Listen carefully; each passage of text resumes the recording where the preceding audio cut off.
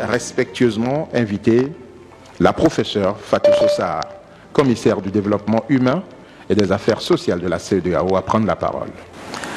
Je voudrais remercier l'ensemble des médias ou des médiums qui sont présents ici aujourd'hui dans cette salle, mais aussi qui nous suivent en ligne.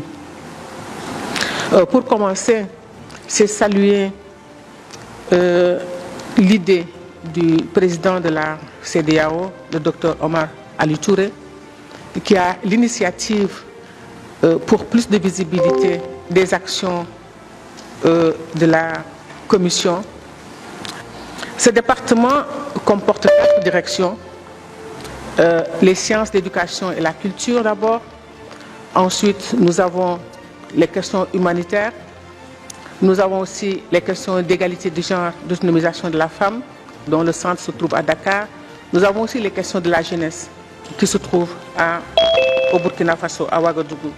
La CEDEAO est allée apporter son soutien et près de 600 000 $ ont été remis aux autorités guinéennes, 100 000 $ pour l'incendie du dépôt d'hydrocarbures et 499 390 $ pour les inondations. Le centre de la jeunesse à Ouagadougou a 3 domaines d'intervention phares que sont le volontariat, le sport et l'insertion économique des jeunes.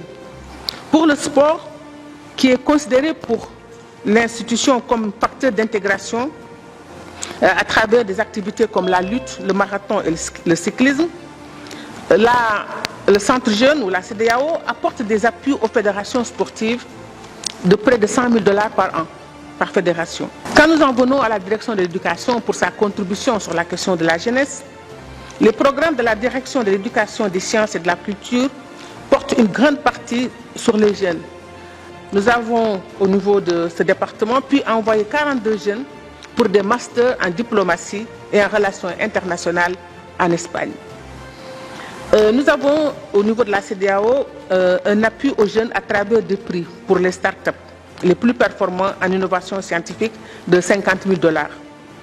Avec le PARI, c'est-à-dire le programme d'appui à la recherche et à l'innovation de 2018 à 2024, cela a permis de former plus de 30 jeunes en master et en PhD à travers les fonds donnés à des consortiums de recherche pour un total de 700 000 $.